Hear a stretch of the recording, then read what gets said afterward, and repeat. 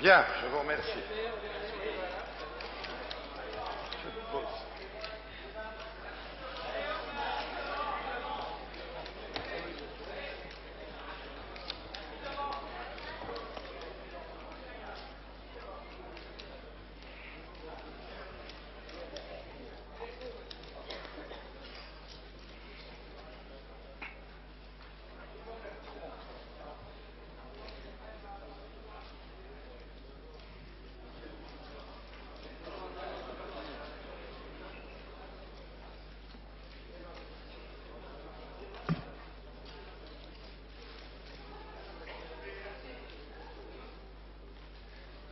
Bien. Mesdames, Messieurs, je voudrais tout d'abord saluer et remercier les journalistes, les photographes, les techniciens qui ont bien voulu répondre à mon invitation et je leur exprime très sincèrement ma gratitude.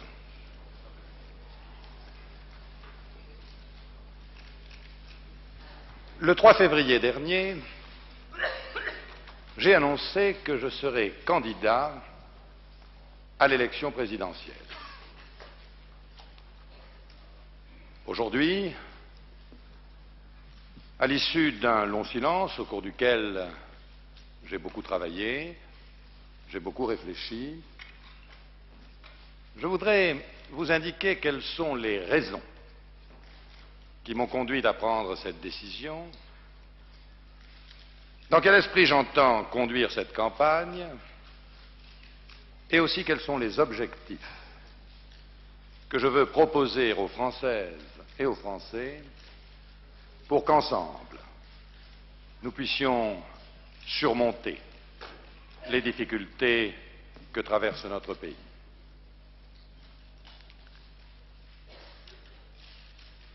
En août 1976, j'ai observé que les propositions que je faisais n'étaient pas prises en considération et que je n'avais donc pas les moyens de conduire la politique qui me semblait nécessaire pour la France. J'en ai tiré les conclusions et j'ai démissionné de mes fonctions de Premier ministre. J'ai continué alors à faire des propositions, notamment dans le domaine de la politique économique et de la politique sociale, sans, il est vrai, être entendu. Et nous sommes arrivés aux élections législatives de 1978. J'ai participé alors activement à la campagne. J'ai pris une part essentielle à la victoire de la majorité. Et j'ai sincèrement pensé alors qu'un nouveau départ serait pris, que quelque chose changerait. Et comme beaucoup de Françaises et de Français, j'ai été déçu que les choses continuent comme s'il ne s'était rien passé, comme s'il ne s'était rien dit pendant ce grand débat. J'ai indiqué alors qu'à peu de temps de l'élection présidentielle, je n'avais pas l'intention d'ajouter une crise politique à la crise économique qui touchait notre pays, et que les choses devraient être tranchées par l'ensemble des Français à l'occasion du grand débat qui s'ouvrirait en préalable à l'élection présidentielle. Et voilà pourquoi il était dans la logique même de mon comportement politique depuis 5 ans que je prenne la décision d'être candidat aujourd'hui. Mais il y avait, à vrai dire, une deuxième raison, et qui tenait au fait que si je n'avais pas pris cette décision, il y a de fortes chances pour que les Français se soient trouvés dans l'obligation de choisir en 1981 exactement comme ils avaient dû le faire en 1974. C'est-à-dire entre M. Valéry Giscard d'Estaing, dont le bilan à l'issue de son septennat ne conduisait pas spontanément et de gaieté de cœur une majorité d'entre nous à souhaiter lui donner un nouveau bail de 7 ans. Et M. François Mitterrand, qui n'est pas aujourd'hui différent de ce qu'il était en 1974, puisqu'il se présente à nos suffrages avec le même programme et avec les mêmes alliances, car même s'il n'est plus le candidat unique de la gauche, il ne peut pas être élu sans recueillir au deuxième tour la totalité des suffrages communistes. Étrange destin que celui d'un grand pays, se trouvant en quelque sorte dans l'obligation de retarder de 7 ans la pendule de l'histoire, comme si rien ne s'était passé depuis 1974, comme s'il n'y avait pas des tensions, des risques de guerre dans le monde qui n'existaient pas alors, comme si la France ne s'était pas affaiblie à l'intérieur, minée par l'inflation et par le chômage, comme s'il n'y avait pas 8 millions d'électrices et d'électeurs qui seront présents aux urnes cette année et qui ne l'étaient pas en 1974, mais qui expriment la jeunesse de la France avec ses problèmes nouveaux. Quant à moi, j'ai estimé qu'il fallait proposer aux Français une nouvelle voie. Et c'est pour la tracer que je suis aujourd'hui candidat. C'est pour leur montrer que l'on peut réaliser le changement nécessaire aujourd'hui, mais que celui-ci peut s'effectuer sans risque et dans le respect des valeurs et des principes qui, depuis 22 ans, ont été ceux de la Ve République. Voilà pour les raisons. Un mot maintenant sur l'esprit.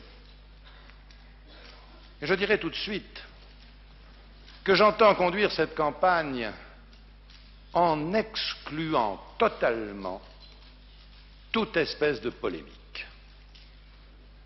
J'estime en effet que la situation de la France est assez grave aujourd'hui pour qu'un homme politique responsable ne se laisse pas aller à des querelles stériles, personnelles ou partisanes. Le débat traditionnel, politicien, n'est pas mon affaire. Elle n'est pas l'affaire des Français non plus. Et je vous dis tout de suite que je ne me laisserai en aucun cas entraîner sur ce terrain. Enfin, les objectifs.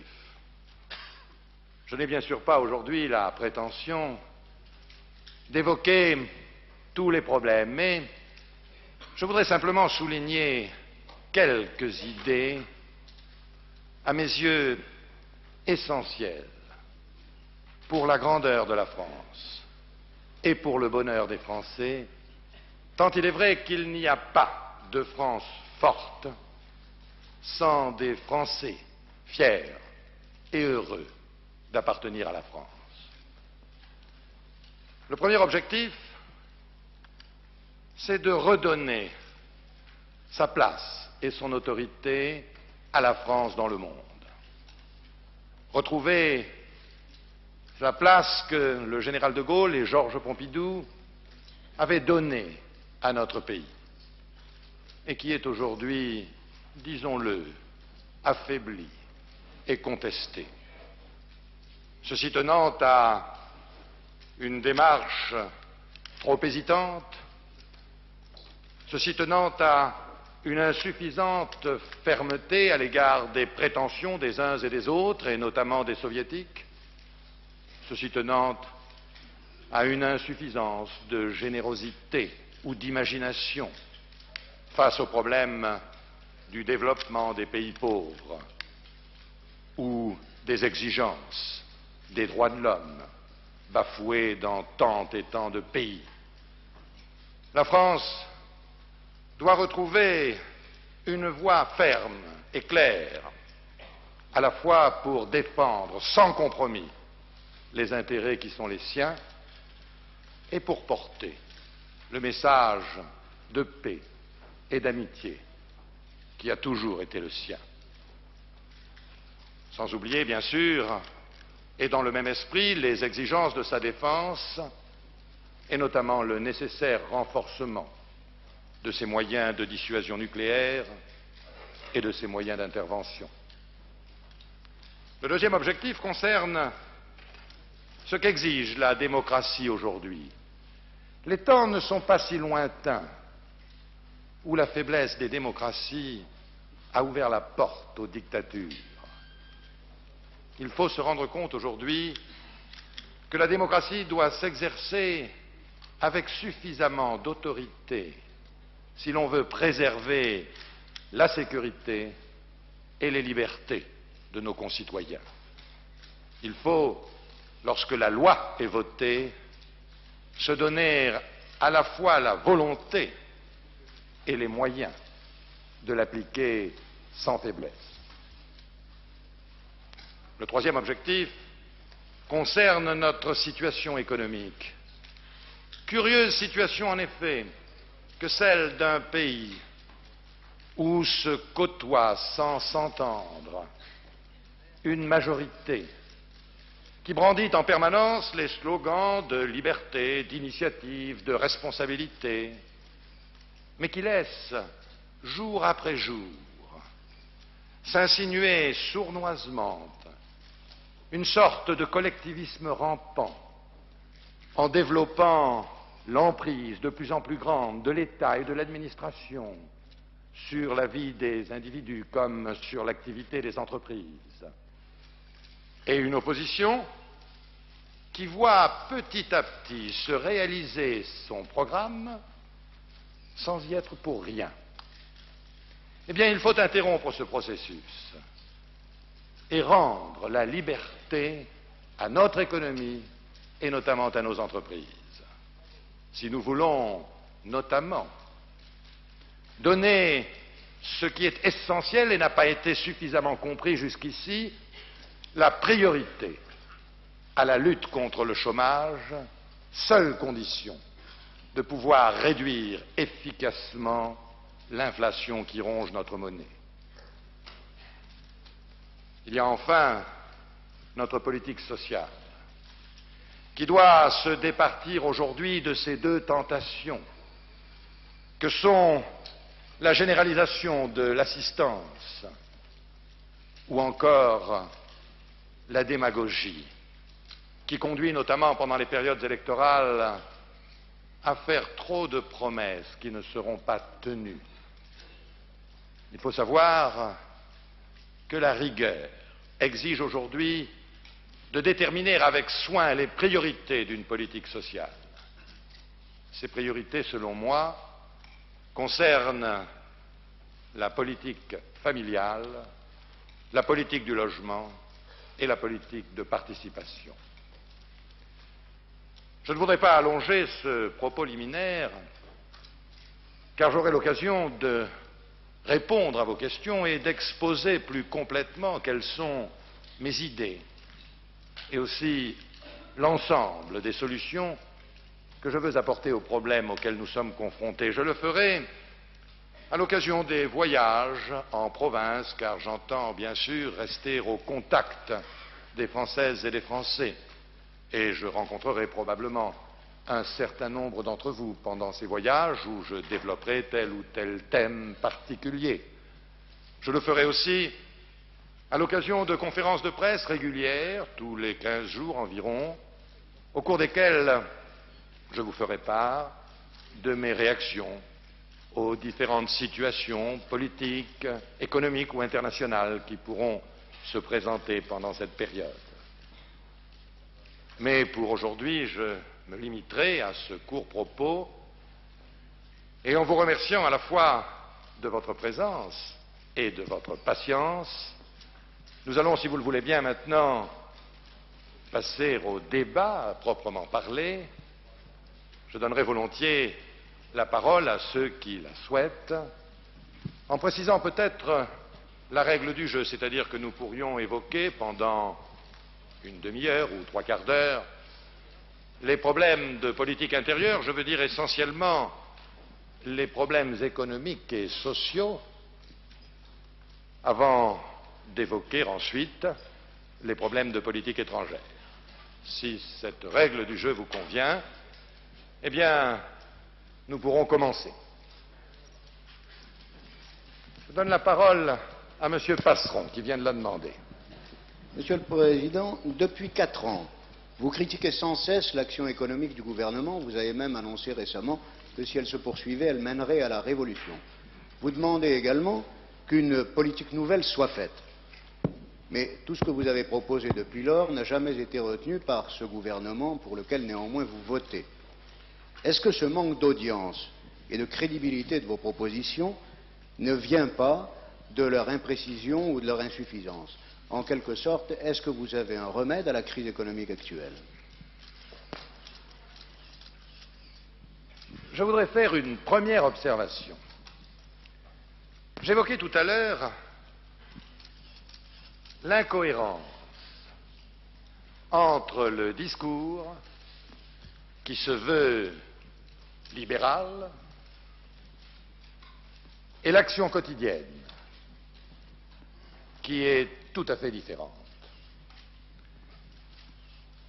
Je voudrais d'abord indiquer qu'il faut choisir le type d'économie dans lequel nous voulons vivre. En 1974, l'ensemble des prélèvements fiscaux et parafiscaux représentaient un peu plus de 36% du produit intérieur brut total. En 1981, l'ensemble de ces prélèvements représente 42% de ce produit intérieur brut total. Entre-temps, M. Giscard d'Estaing, alors ministre des Finances, avait indiqué, et j'étais totalement de son avis, que lorsqu'une société franchit le seuil de 40% de prélèvement, elle change de type et de structure économique et qu'elle entre dans le socialisme. C'est vrai. Eh bien, je crois qu'aujourd'hui, ce pourcentage de prélèvement, avec ce que cela implique comme développement de l'action et des contraintes que l'État et l'administration fait peser sur l'ensemble de l'économie, est tout à fait excessif et qu'il faut inverser aujourd'hui la tendance.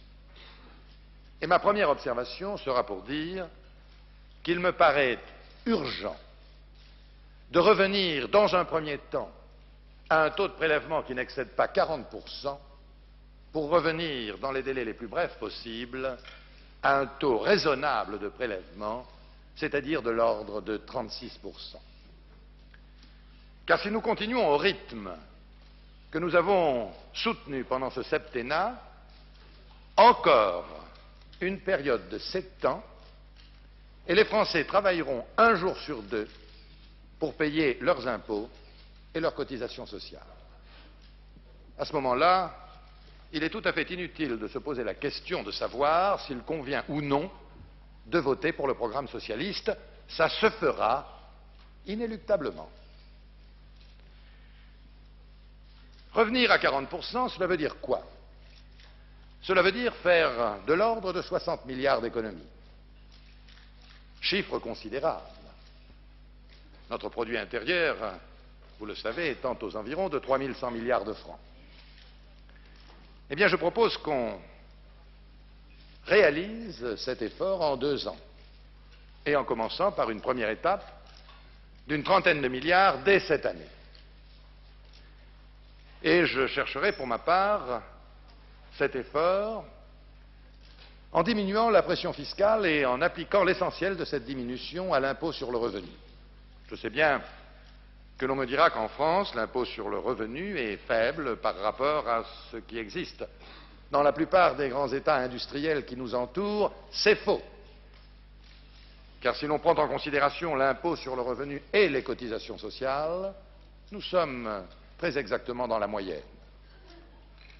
Je proposerai donc, d'une part, que soient totalement exonérés d'impôt sur le revenu tous les foyers fiscaux au nombre de quelque 5,5 millions qui ont un revenu inférieur à 3 300 francs par mois. Et que, réaffirmant le principe de l'indexation nécessaire et sans exception du barème de l'impôt sur le revenu dans toutes ses tranches, pour compenser ce qui n'a pas été fait depuis quelque temps à ce sujet, je proposerai pour l'année 81 un abattement de l'ordre de 5% sur l'impôt sur le revenu de l'ensemble des autres contribuables. Je propose également la suppression de la taxation sur les plus-values, c'est-à-dire de la loi de 1976, de même que la remise en cause des droits de succession sur la transmission des petites et des moyennes entreprises.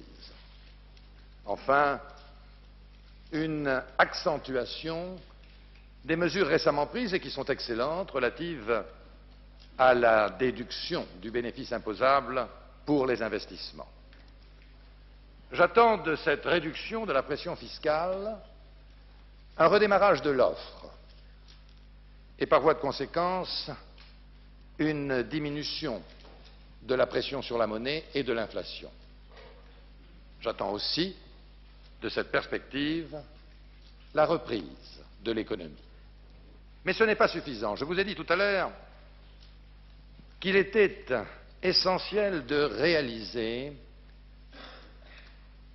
que la cause de l'inflation aujourd'hui dans notre pays n'est pas l'offre ou la demande, comme le croient les économistes faisant référence à des doctrines aujourd'hui dépassées, mais bien le chômage. On ne dit pas assez que le chômage coûte à la collectivité actuellement quelques 100 milliards de francs par an.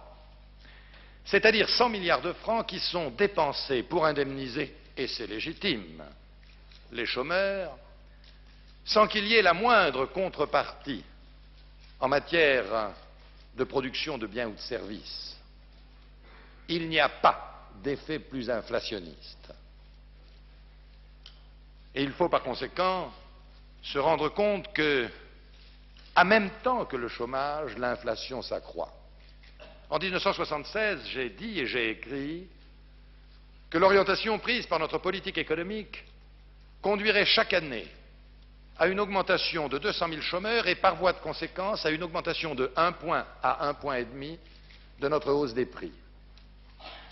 Lorsque j'ai quitté le gouvernement, l'inflation était de 9,5%, elle est aujourd'hui de près de 14%, il y a 1 600 000 chômeurs, hélas, je ne m'étais pas trompé. Il faut donc donner la priorité à la création des emplois et par conséquent se demander où on peut trouver la possibilité de le faire. Ce n'est pas, c'est vrai, dans la grande industrie. Si la France veut conserver demain les structures industrielles d'un grand État moderne et qui lui ont été données par le général de Gaulle et surtout par Georges Pompidou, Elle ne doit pas entraver sa grande industrie par des contraintes, fussent-elles celles de l'emploi. Elle doit lui permettre, au contraire, en permanence, de se moderniser, d'affirmer sa productivité et ses capacités de compétition dans le monde. Ce n'est pas, hélas, l'agriculture qui créera ces emplois.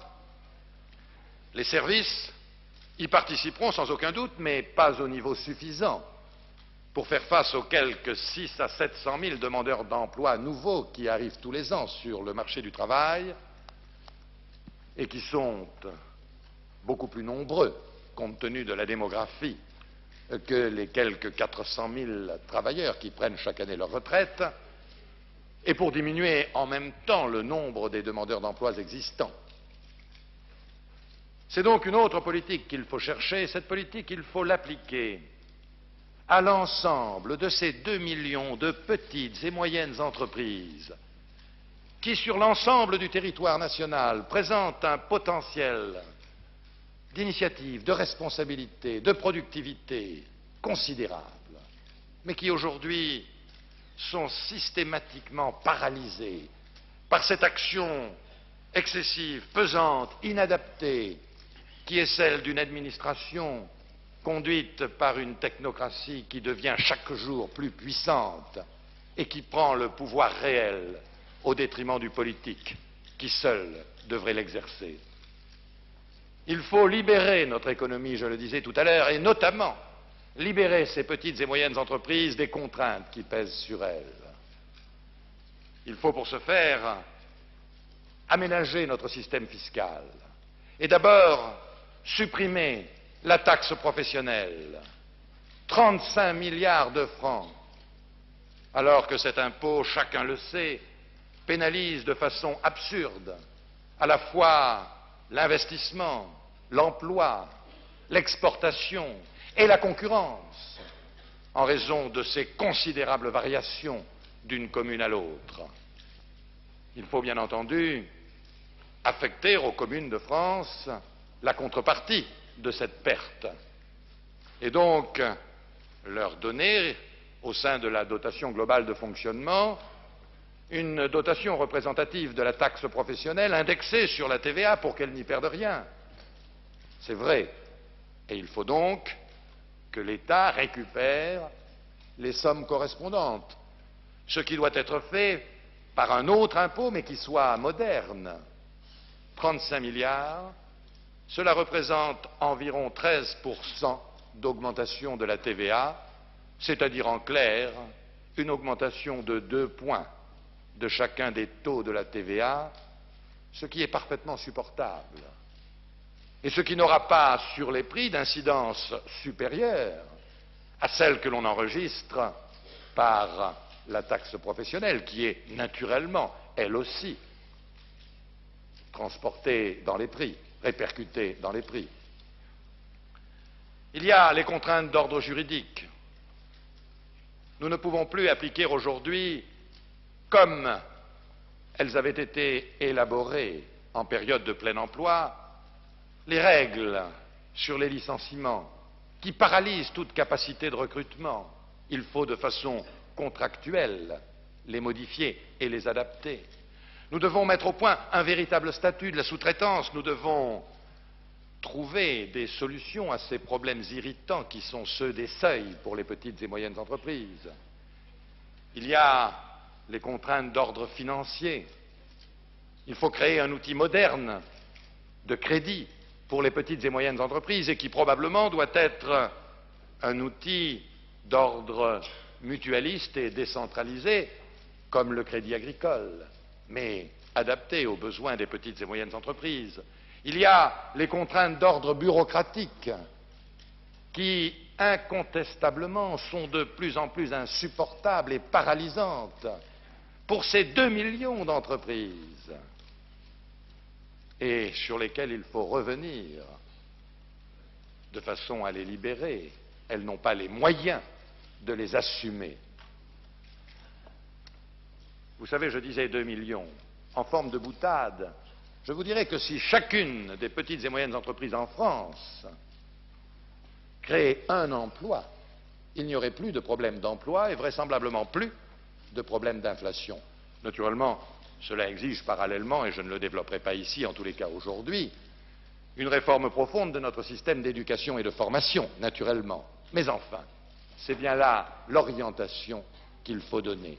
Voilà, Monsieur Passeron, ce que je souhaitais indiquer pour dire qu'il y a une autre politique de l'économie qui est possible et qu'il est urgent aujourd'hui de l'appliquer.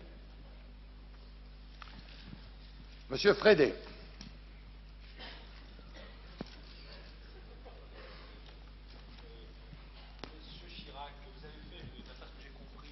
Un tout petit peu plus fort, s'il vous plaît. Monsieur Frédé, journal Le Matin. Vous faites de la lutte contre le chômage, d'après ce que j'ai compris, la pierre angulaire de votre système. Pouvez-vous plus précisément nous expliquer comment vous allez stopper un mouvement qui a été engagé bien avant septembre 1976?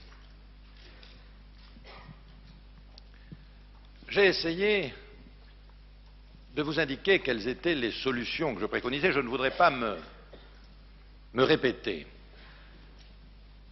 Je crois que ce mouvement, qui effectivement a été engagé avant 1976, mais qui depuis a pris une ampleur considérable et insupportable pour des raisons tant humaines et sociales que pour des raisons économiques, doit son développement à une erreur de jugement quant à la politique économique qui doit être poursuivie.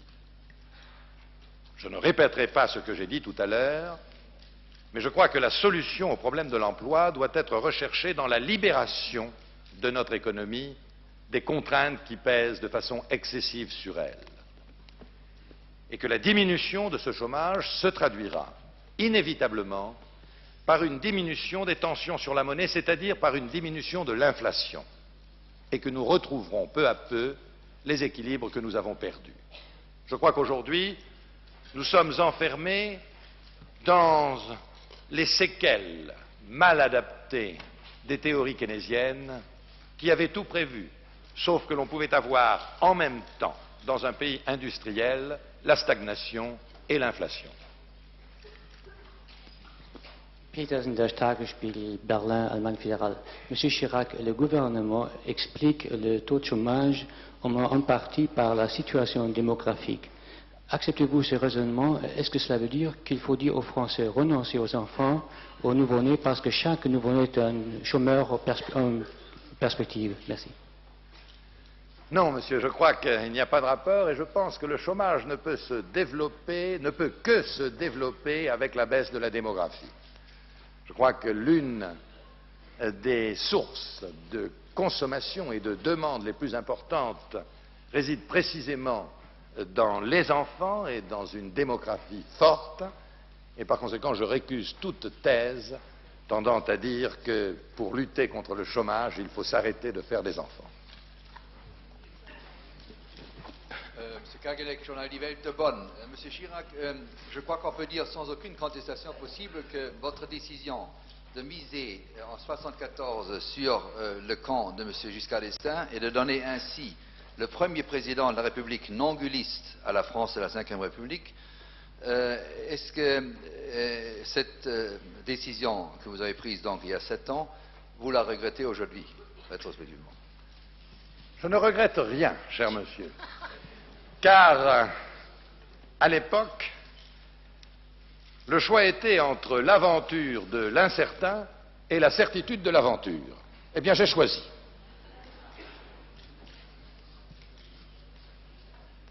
Monsieur Chirac, pour en revenir aux problèmes économiques, quel lien faites-vous entre l'ardente obligation du plan et l'économie libérale que vous avez comme objectif? Je crois que le plan est effectivement une ardente obligation et qu'il n'y a pas surtout de contradiction entre la planification et la libération de l'économie. Il est tout à fait évident, et c'est l'une des réserves que j'ai formulées régulièrement depuis un certain temps sur l'action gouvernementale, que nous devons redonner à la planification telle que je l'entends, c'est-à-dire une planification qui n'est pas bureaucratique et contraignante, mais qui définit des choix et détermine les cheminements pour atteindre des objectifs, la place qui doit être la sienne. L'économie française, au lendemain de la dernière guerre mondiale, s'est relevée grâce à l'action engagée dans le premier, le deuxième et le troisième plan. Au lendemain de 1958, les succès de notre économie sont dus notamment au fait que le plan en avait fixé très exactement le cadre et les moyens. Et je souhaite, cela va de soi, que l'on redonne à la planification la vocation qui est la sienne et qu'elle redevienne effectivement une ardente obligation. Je veux dire par là que le plan est à mes yeux une procédure concertée tendant à établir des objectifs, donc des priorités, et à mettre en place les moyens qui doivent exister pour atteindre ces objectifs. Il faut, à l'évidence même, une politique énergétique, une politique industrielle, un certain nombre, une politique agricole, et ceci ne peut être fait de façon cohérente que dans un cadre qui soit tracé et qui ne peut être que le plan. Et dans mes propositions, il y a naturellement la restauration du plan qui, aujourd'hui, n'existe plus. Joan Shore, CBS News. Monsieur Chirac, est-ce que vous voyez dans la même ligne politique, c'est-à-dire conservatrice, que Mme Thatcher et Monsieur Reagan?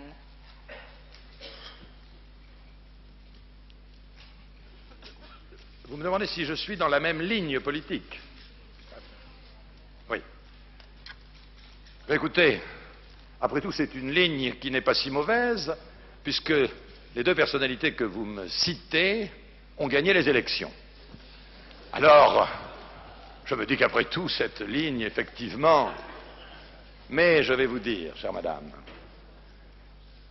je crois que chaque pays a ses caractéristiques, ses problèmes, et que l'on ne peut pas appliquer à l'un ce qui est valable pour l'autre.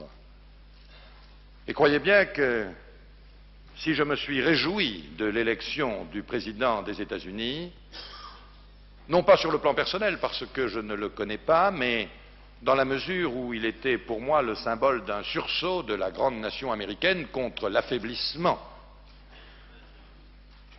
Je ne pense pas que l'on puisse extrapoler en France ce qui se passe aux États-Unis. Néanmoins, je trouve qu'actuellement, les propositions telles qu'on peut les connaître du président américain sont conformes à ce qu'exige à la fois la grandeur des États-Unis et les problèmes intérieurs qui sont les mêmes, c'est vrai, que ceux que connaît la France aux États-Unis. Monsieur Chirac, Michel Kullin, télévision autrichienne, journal Die Arbeiterzeitung. Il vous arrive parfois de parler en termes positifs de la social-démocratie. Alors, hier, Monsieur Degnaud vous a placé dans la majorité et a estimé finalement que, en définitive, au second tour, vous devriez vous désister en faveur de Valéry Giscard d'Estaing. Est-ce que vous pensez que d'autres majorités sont possibles? Jusqu'où? Que pensez-vous de la proposition de Georges Sarr lorsqu'il a parlé d'une union très large, incluant gaullistes, socialistes et communistes? Vous savez, cher monsieur, dans l'esprit de nos institutions, la majorité, pour une large part, sort des urnes à l'occasion de l'élection présidentielle. Eh bien, nous verrons bien, au lendemain de ces élections, ce qui se passera.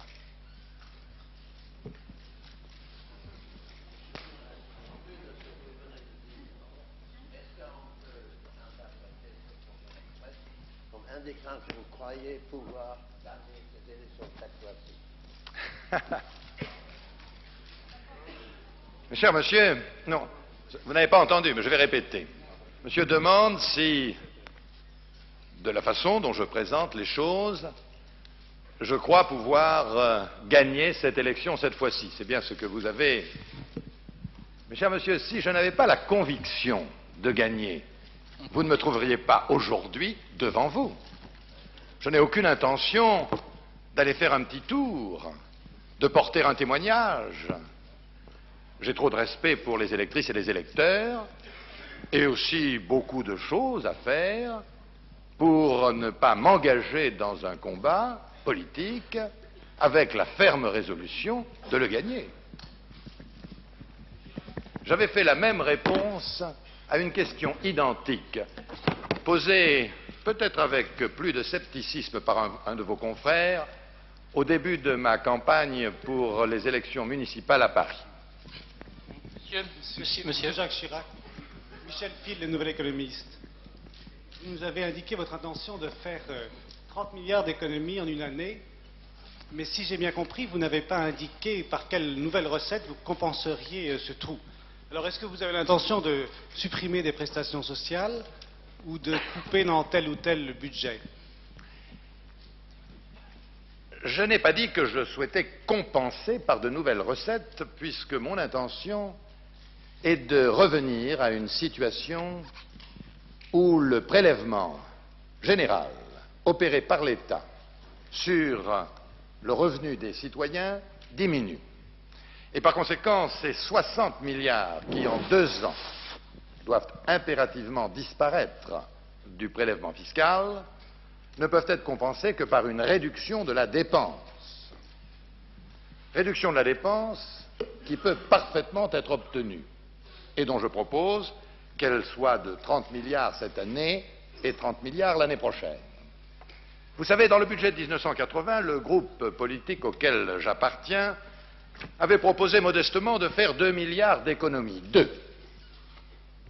Et cela a provoqué des sursauts d'indignation de la part d'un certain nombre d'experts. Et on ne les a pas fait. L'indignation, en fait, tenait à l'origine de la proposition plus qu'à des raisons techniques. Puisqu'aussi bien 1 an après, c'est-à-dire pour le budget de 1981, nous avons appris tout soudain que le gouvernement avait décidé de faire 13 milliards d'économies. Ce qu'il a fait d'ailleurs sans difficulté et ce dont je l'ai félicité. Eh bien, il faut aller au-delà. Et que faut-il réduire? Naturellement pas la dépense d'équipement, qui depuis 5 ans a été systématiquement sacrifiée. Naturellement pas la dépense militaire, qui est aux limites de l'insuffisance. Naturellement pas la dépense de la dette, puisqu'elle est obligatoire. Il reste donc 2 grands chefs de dépenses. La dépense de fonctionnement et la dépense d'intervention. 235 milliards pour l'une, 189 milliards pour l'autre dans le budget de 1981. Vous voyez qu'il y a tout de même de la marge. Je propose que l'on diminue l'une et l'autre de ces dépenses, et sans vouloir ici, car le cadre ne s'y prête pas, rentrer dans le détail, je vous dirai que c'est possible et que je suis prêt à en développer les modalités. Mais je retiendrai l'une d'entre elles dans la mesure où elle correspond non seulement aux exigences de la réduction de la dépense, mais aussi aux exigences de la libération de notre économie et de nos concitoyens. C'est la dépense de l'administration. Je ne dis pas qu'il y a partout et uniformément trop de fonctionnaires, naturellement. Et je sais bien des services où le nombre des agents est très insuffisant. Je pense par exemple à la sécurité, aux postes de télécommunications, aux hôpitaux. Mais je sais aussi que nombreux sont les services dont l'inutilité est manifeste, qui ne relèvent pas réellement de l'action souveraine de l'État et qui, en revanche, paralysent l'action des individus ou des entreprises. Et ce que je demande, c'est que chaque ministère, dans chaque ministère, chaque ministre, pour une fois, ne se contente pas de suivre ses techniciens et son administration, mais décide de supprimer un certain nombre des actions lorsqu'elles ne sont pas nécessaires et qui sont conduites par son administration, et qu'il concentre ses moyens sur les actions indispensables. Et comme il faut toujours une incitation et un encouragement, je suggère que nous prenions pendant quelques années la règle de ne recruter chaque année qu'un nombre de nouveaux fonctionnaires égal à la moitié du nombre de ceux qui prennent leur retraite la même année. C'est un effort, c'est vrai, important, mais c'est une discipline à laquelle nous devons bien nous soumettre, ou alors il faut dire tout de suite que nous avons l'intention de laisser sournoisement se développer un système étatique et socialiste qui est très exactement le contraire de celui que l'on prétend défendre par ailleurs dans le discours politique quotidien. Monsieur Chirac, entre vous et Monsieur Giscard d'Estaing, s'il est candidat, j'aimerais comprendre, est-ce qu'il s'agira de ce que l'on appelle dans d'autres pays une élection primaire, c'est-à-dire qui se déroule à l'intérieur du même camp, ou est-ce qu'il s'agira d'autre chose, d'un jeu plus compliqué, à trois par exemple? Eh bien, vous verrez bien quel est, à cet égard, mon comportement, comme nous observerons celui de M. Giscard d'Estaing s'il est candidat, et chacun en tirera, bien sûr, les conclusions qu'il estimera devoir en tirer. Je fais confiance à votre sagacité pour le faire. Cher monsieur. Monsieur Chirac, j'ai deux questions à vous poser, une sérieuse et une apparemment plus futile, à vous de juger. La première, vous êtes un spécialiste des marathons européens. Alors, actuellement, si vous deviez participer à un de ces marathons ou donner des conseils à l'un de vos ministres, en supposant que vous deveniez président de la République, comment défendriez-vous la sidérurgie française face à la Commission européenne? Deuxième question, plus futile peut-être, mais elle est dans tous les journaux, alors autant vous la poser. On parle beaucoup de la modification de votre image pour renforcer votre crédibilité auprès des électeurs. Alors, qu'est-ce qui, dans votre image, doit être amélioré et comment comptez-vous y parvenir? Pour la deuxième question, c'est plutôt aux observateurs et à vous-même de porter un jugement et éventuellement de me donner un conseil.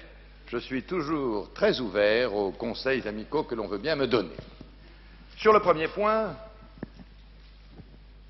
je voudrais dire tout d'abord que, au-delà de la question technique que vous posez, il y a l'idée qu'on se fait de l'Europe. Je crois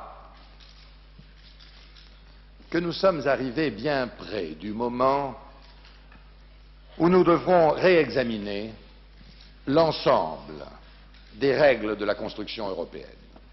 Je suis bien sûr favorable à un renforcement des solidarités européennes, mais chacun a bien conscience également que nous sommes dans une période de l'histoire où de plus en plus s'affirment les nationalités et qu'on ne peut pas aller non plus à contre-courant de l'histoire.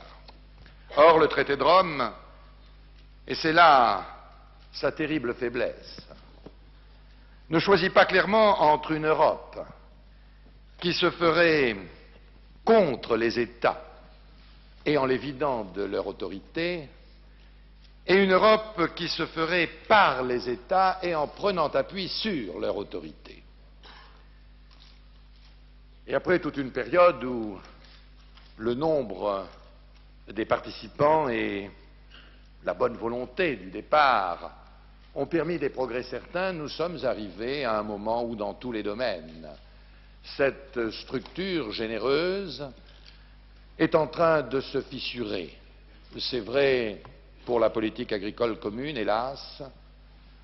C'est vrai pour l'ensemble des autres actions caractérisées par un absentéisme redoutable, notamment en matière de politique industrielle ou de politique énergétique ou de politique sociale ou de bien d'autres. Et c'est vrai notamment pour ce qui concerne la sidérurgie, où l'on observe une démarche là aussi très hésitante d'une commission qui n'arrive pas à réellement prendre en considération la double exigence de l'emploi dans notre Europe et de l'impérieuse nécessité, quel qu'en soit éventuellement le coût, de maintenir une production sidérurgique importante dans un grand pays industriel. Alors vous me dites, que feriez-vous?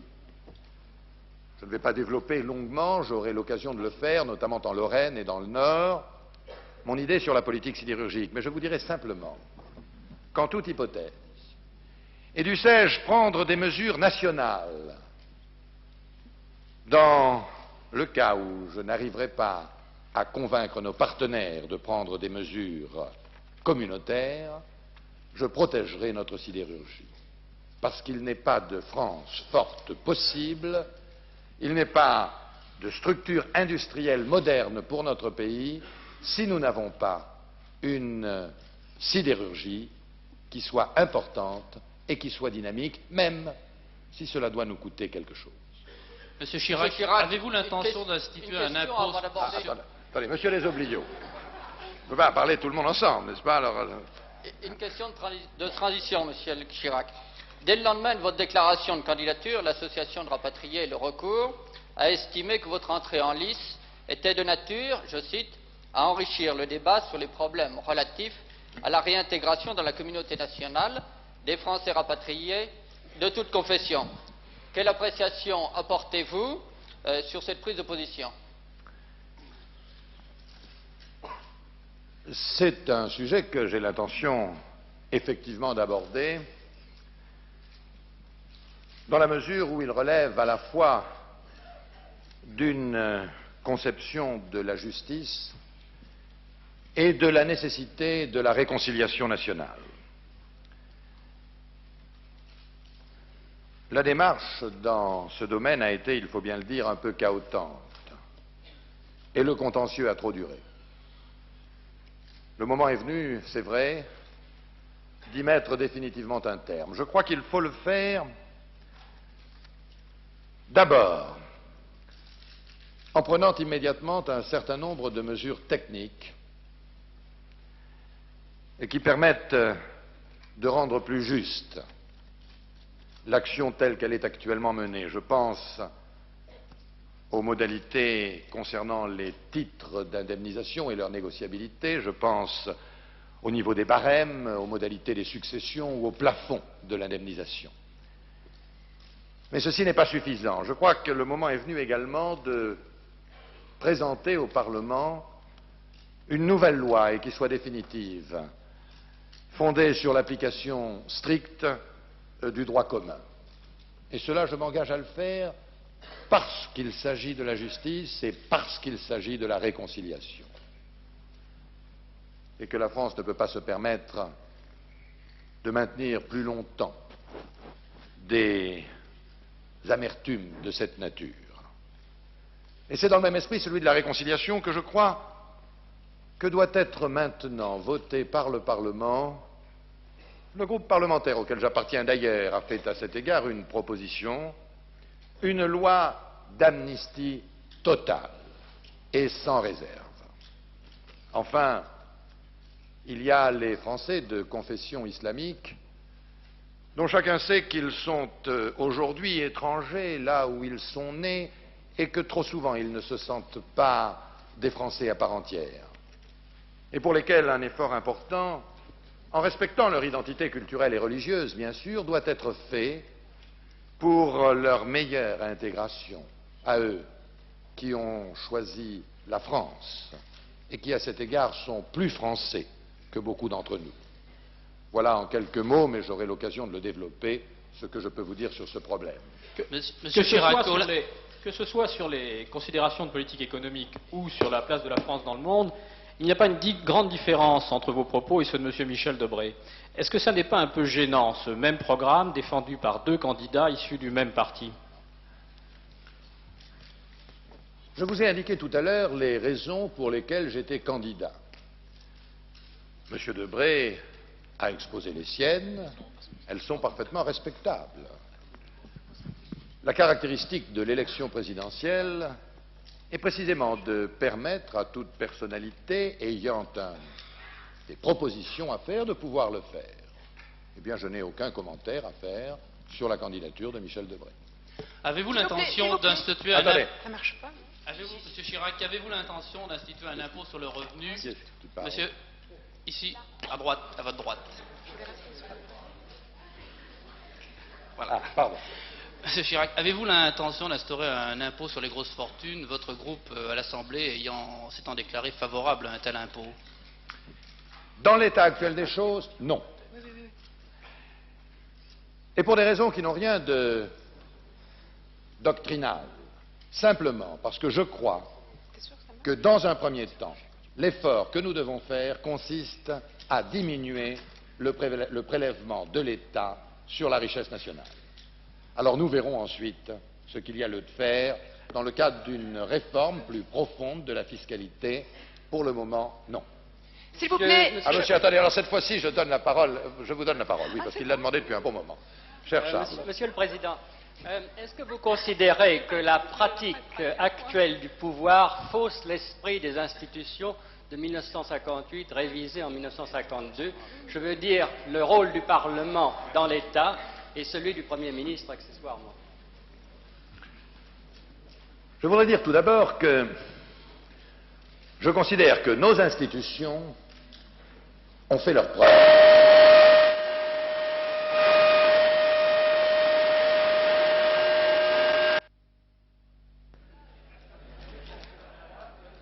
Que nos institutions ont fait leurs preuves et que pour ma part, je souhaite les défendre et en aucun cas les modifier. Même si sur tel ou tel point, je considère qu'aujourd'hui, elles peuvent être améliorées. Je pense en particulier à la pratique tombée, hélas, en désuétude du référendum et qu'il faut restaurer, et peut-être à ce titre, d'ailleurs, modifier l'article 11 de la Constitution, ou la durée du mandat présidentiel, sur laquelle on peut s'interroger. Mais je suis un défenseur résolu de nos institutions. Alors vous dites la pratique. J'entends qu'ici ou là, on conteste la vocation du président de la République de conduire les affaires du pays. Eh bien, je ne m'associe pas à cette fausse querelle. Le président de la République reçoit du peuple la légitimité et le pouvoir de conduire les affaires. Il doit l'exercer et l'exercer pleinement. Naturellement, cela ne veut pas dire qu'ils doivent aller dans le détail de l'exécution, oubliant qu'il existe un gouvernement, faisant en sorte que ce gouvernement perd un peu de son existence politique. De même, c'est vrai que le Parlement, avec la contrepartie qui s'impose dans ce type de situation, et qui est l'émergence de la technocratie. Mais ceci est une question d'hommes, et non pas une question d'institution. S'il vous plaît, oui. Oui. Oui. Là, en face. Écoutez, ah oui. Je voudrais revenir par le biais de deux petites questions à vos relations avec Michel Debré. Vous allez réunir demain l'ensemble de vos troupes parlementaires. Et j'aimerais savoir si les 28 députés qui ont soutenu Michel Debré seront invités. Et ensuite, j'aimerais savoir ce que vous répondez à la révélation faite par Maurice Druon dans une interview aux Dernières Nouvelles d'Alsace sur la confidence que vous lui auriez faite, à savoir donc que vous n'accorderiez plus votre soutien aux députés qui soutiennent Debré et que même vous opposeriez des candidats à ces parlementaires au cours des prochaines législatives. Il s'attend d'ailleurs à être démenti par vous. C'est Monsieur Druon?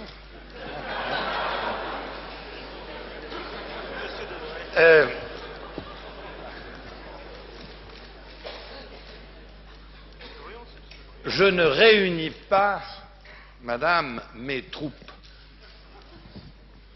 demain. J'invite simplement à titre personnel et privé mes amis à déjeuner. Et je les invite tous. Il y a bien des pièces dans la maison du Père. Je n'exclus personne. Et d'autre part, je ne polémique pas avec M. Druon. Monsieur. Est-ce que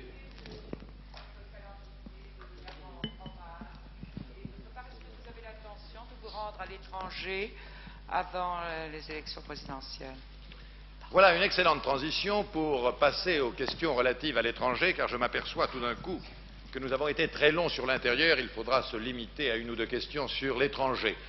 J'ai l'intention effectivement de voyager en France, c'est-à-dire en métropole et dans les départements et territoires d'outre-mer, je n'ai pas prévu de voyage à l'étranger.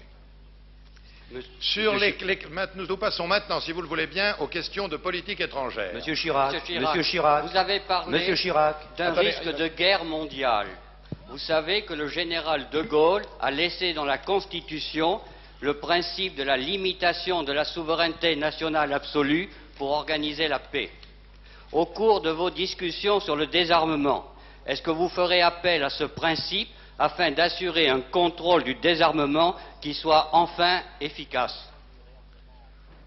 Monsieur, je n'ai pas très bien compris le sens de votre question, mais je peux vous dire que je suis toujours extraordinairement réservé lorsqu'il s'agit pour la France d'être présente dans des conférences de désarmement. Et pour tout dire, j'y suis tout à fait hostile. Car j'ai observé qu'il s'agissait là d'un piège et que pour la France, le problème, tant que les armements seront ce qu'ils sont, dans un certain nombre de puissances, et notamment en URSS et aux États-Unis, eh bien notre problème à nous, c'est de renforcer nos capacités de dissuasion nucléaire, de renforcer nos capacités d'intervention, et non pas d'aller discuter et d'accepter je ne sais quelles contraintes qui pourraient limiter notre effort dans ce domaine. Autre question. Monsieur Chirac, oui. Monsieur Chirac, vous avez parlé de renforcement des forces d'intervention françaises alors que vous n'avez cessé de critiquer la politique du gouvernement actuel. Alors, quels seraient les terrains d'éventuelle intervention et avez-vous ou non cautionné les précédentes interventions françaises en Afrique? Ça, c'est la première question. La deuxième question, vous avez critiqué toujours les accords de Camp David. Alors, pour vous, quelles seront les grandes lignes d'une solution du problème du Proche-Orient? Sur le premier point, nous sommes liés avec un certain nombre de pays, notamment africains, par des accords de défense. Nous devons être en situation de respecter ce que nous imposent ces accords. Et pour cela, nos forces d'intervention doivent avoir les moyens nécessaires. Elles sont suffisantes en nombre. Elles n'ont hélas pas les moyens techniques et notamment les moyens de transport qui leur sont nécessaires. Et on l'a bien vu lorsqu'il y a eu l'opération que j'ai approuvée de Kolwezi, où nous avons été obligés d'emprunter à l'étranger des moyens de transport. En ce qui concerne le Proche-Orient, c'est vrai, j'ai émis des réserves, c'est le moins qu'on puisse en dire, sur les accords de Camp David. Pourquoi? D'abord parce que je considère qu'il n'y a pas de solution au problème du Proche-Orient qui ne passe d'abord par la solution du problème palestinien, c'est-à-dire de l'attribution d'une terre à ce peuple. Ensuite, parce qu'il était évident que ces accords allaient diviser la nation arabe et que je pense que tout ce qui divise la nation arabe n'est pas bon, ni pour elle ni pour nous, de même que tout ce qui divise l'Europe est mauvais pour nous. Alors à partir de là, naturellement, j'aurai l'occasion de développer plus longuement les propositions qui sont les miennes dans ce domaine, où la France pourrait jouer un rôle, qu'il s'agisse de l'affaire du Liban ou de celle plus générale du Proche-Orient, qu'hélas, elle n'a pas joué depuis quelque temps. Monsieur Chirac, dimanche dernier au Club de la Presse, Monsieur Messmer a déclaré qu'en ce qui concerne la politique de défense de la France, on n'avait pas transigé sur l'essentiel de cette politique. Alors est-ce qu'il y a eu des domaines dans la politique étrangère, par exemple, où vous estimez qu'on a atteint à l'essentiel de l'héritage gaulliste ou pompidolien? Oui, dans le comportement. Mais en matière de politique étrangère, c'est essentiel, précisément. C'est une question de fermeté. Hamad des journal Al-Hawadis. Monsieur Chirac, au début de la guerre irano-irakienne, vous avez dit qu'il faut absolument ne pas permettre à l'Union soviétique à participer à la décision de l'avenir d'une région qui n'est pas dans sa zone d'influence. Alors, pouvez-vous me dire comment peut-on continuer à ignorer le rôle et l'influence et le poids de l'Union soviétique dans la région du Golfe et son entourage? Je n'ignore ni le rôle ni le poids de l'Union soviétique, notamment dans la région du Golfe. Je dis simplement que nous devons être parmi ceux qui, par leur fermeté, marquent à l'Union soviétique les limites de ce rôle.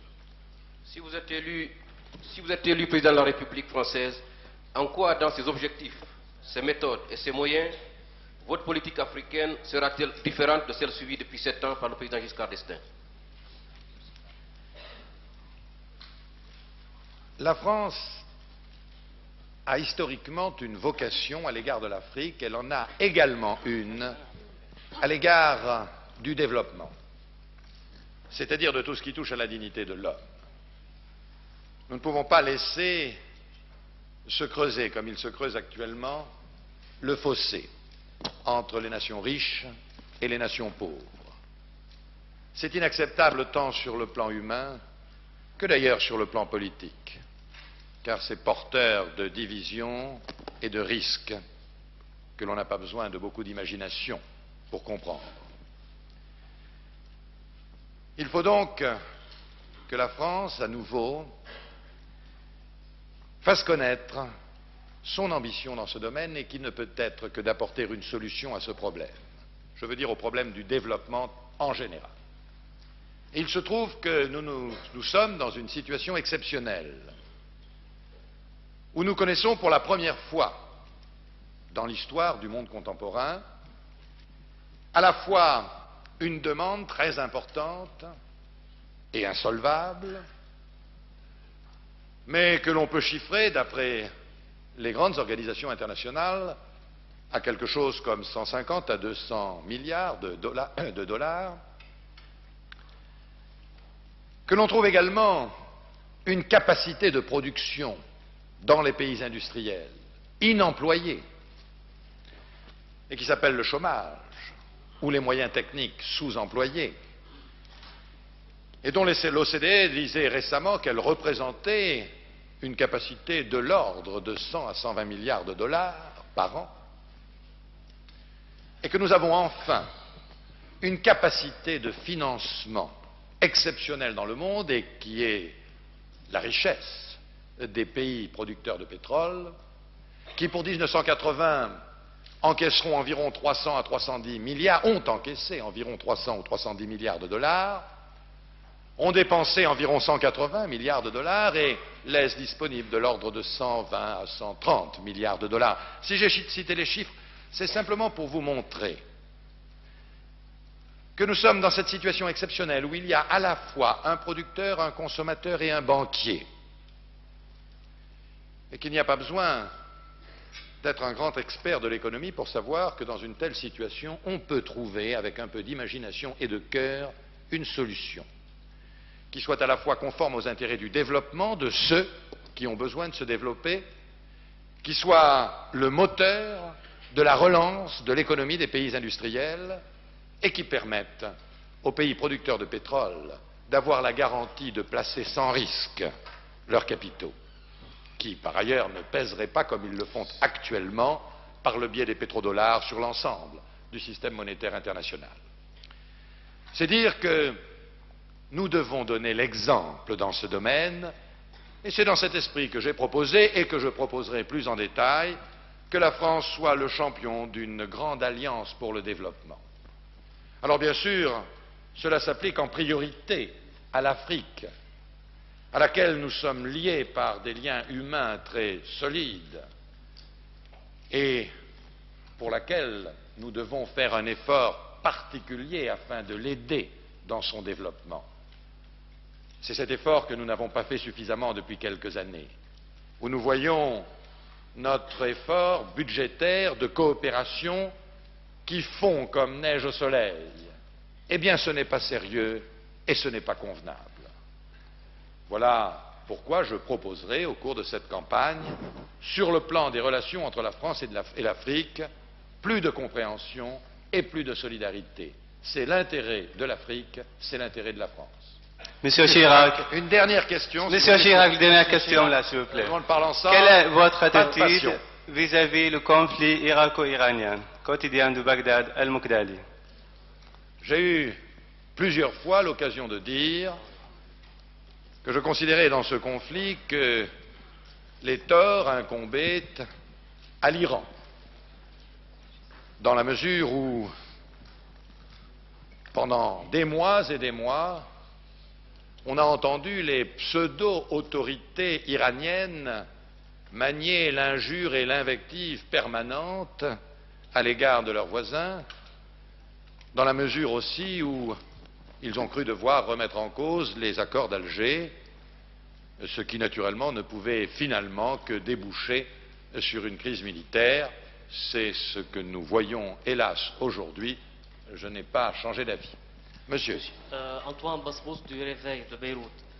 Monsieur Chirac, au cas où vous étiez élu président de la République, quelles orientations nouvelles donneriez-vous à la politique française à l'égard du Liban, soumis à une double occupation? Je ne rentrerai pas dans le détail, car j'ai eu plusieurs fois l'occasion de m'exprimer sur ce point, et notamment récemment dans les colonnes d'un de vos confrères libanais. Et je n'ai pas changé depuis d'avis. Je dirais que la France devrait avoir à l'égard du Liban plus de présence, plus de cœur, plus de chaleur. Monsieur Chirac, vous avez tout à l'heure parlé de la solution du problème palestinien comme condition première au règlement des problèmes du Moyen-Orient. Est-ce que vous êtes prêt à reconnaître l'OLP pleinement et entièrement comme le chancelier Kreisky, avec toutes ses revendications et ses plans venant de la part de l'OLP? Je crois que ce n'est pas, que vous posez très mal le problème.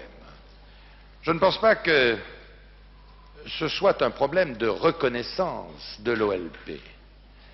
Il faut d'abord conduire une action qui, en liaison avec tous les partenaires, et notamment l'OLP, bien entendu, permette de déterminer dans quelles conditions on peut régler le problème des Palestiniens sans que, pour autant, soit mise en cause l'existence et la pérennité d'Israël.